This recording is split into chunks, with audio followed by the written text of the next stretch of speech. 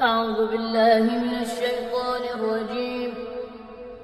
بسم الله الرحمن الرحيم. دعائیں صرف الفاظ نہیں ہوتی، نہ ہی وہ صرف درخواستیں ہوتی ہیں، وہ دراصل خدا کے ساتھ ایک گہرا مکالمہ ہوتی ہیں۔ آج ہم دعائے کمیل کو سمجھنے کی کوشش کریں گے۔ رحمت، کمزوری اور امید پر مبنی ایک بہت ہی طاقتور اور شاعرانہ گفتگو۔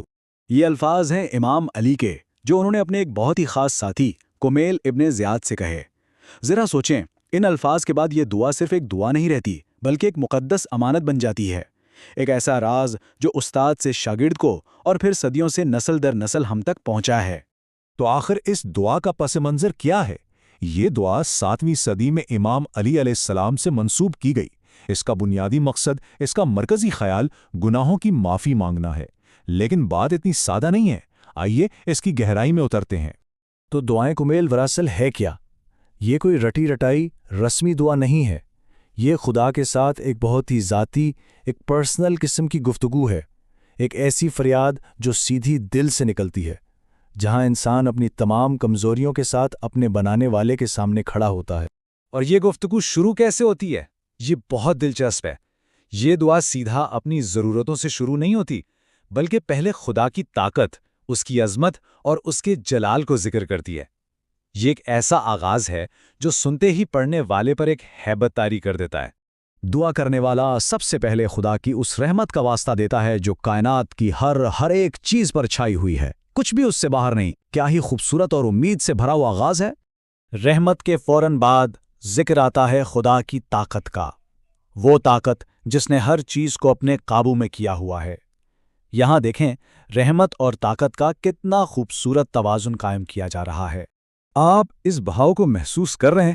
یہ ابتدائی جملے مل کر ایک ایسی قادر مطلق ہستی کی تصویر بناتے ہیں جس کی رحمت بھی بے انتہا ہے اور طاقت بھی، اور جس کے جلال کے سامنے کائنات کی ہر شے بے بس ہے۔ خدا کی اس لامحدود عظمت کے ذکر کے بعد اچانک دعا کا رخ 180 ڈگری پر مڑتا ہے۔ اب بات خدا کی نہیں بلکہ انسان کی اپنی کمزوری کی ہو رہی ہے۔ یہاں سے خود کو ٹٹولنے کا ایک گہرا سفر شروع ہوتا ہے۔ اب یہ حصہ بہت گہرا ہے۔ یہاں گناہوں کو ان کے عمل سے نہیں بلکہ ان کے روحانی نتائج سے پہچانا جا رہا ہے۔ یعنی کچھ گناہ ایسے ہیں جو ہماری حفاظت کا پردہ پھاڑ دیتے ہیں، کچھ ایسے ہیں جو نعمتوں کو مصیبتوں میں بدل دیتے ہیں، اور کچھ تو ایسے ہیں جو ہماری دعا کو اوپر جانے ہی نہیں دیتے۔ اور پھر انسان پوری ذمہ داری قبول کرتا ہے۔ دعا کرنے والا یہ نہیں کہتا کہ حالات برے تھے، بلکہ وہ مانتا ہے کہ مجھے دنیا کے فریب نے اور اس سے بھی بڑھ کر میری اپنی خواہشات نے دھوکہ دیا ہے۔ تو جب انسان اپنی حقیقت کو، اپنی کمزوری کو اس طرح مان لیتا ہے تو پھر کیا ہوتا ہے؟ اس سچے اعتراف کے بعد اب وہ ایک فریاد کرتا ہے، ایک ایسی فریاد جو دل کی گہرائیوں سے نکلتی ہے۔ اس فریاد کی بے بسی اور گہرائی کو محسوس کریں۔ یہاں دعا کرنے والا کہہ رہا ہے، اے میرے بنانے والے، تو جانتا ہے کہ میرا جسم کتنا کمزور ہے، میری جلد کتنی پتلی ہے، میری ہڈیاں کتنی نازک ہیں، تو اپنی ہی تخلیقی کمزوری پر رحم فرما۔ اور اب ہم اس دعا کے بالکل مرکز میں، اس کے دل میں داخل ہو رہے ہیں۔ یہ وہ مقام ہے جو اس دعا کا جذباتی اور منطقی دونوں طرح سے اہم ترین موڑ ہے۔ یہاں دعا کرنے والا خدا کے ساتھ ایک مکالمہ شروع کرتا ہے اور خدا کی اپنی ہی شان سے اپیل کرتا ہے۔ یہ سوال، یہ اس دعا کا سب سے طاقتور نقطہ ہے۔ یہاں پر پوری منطق ہی بدل جاتی ہے۔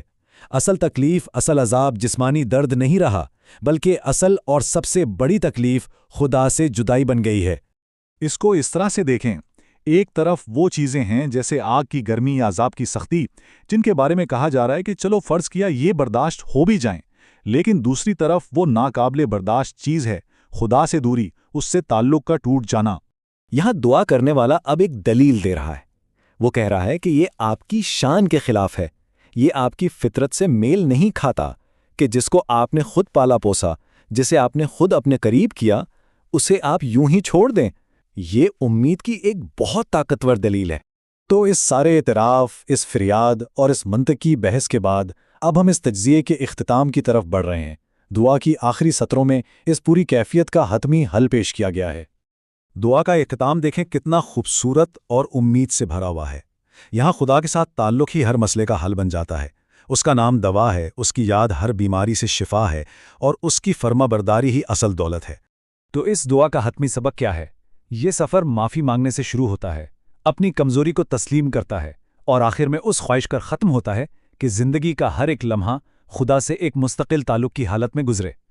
اور اسی نقطے پر ہم یہ تجزیہ ختم کرتے ہیں ایک آخری سوال کے ساتھ کہ آخر خدا کے ساتھ اس طرح کی گفتگو کا مقصد کیا ہوتا ہے؟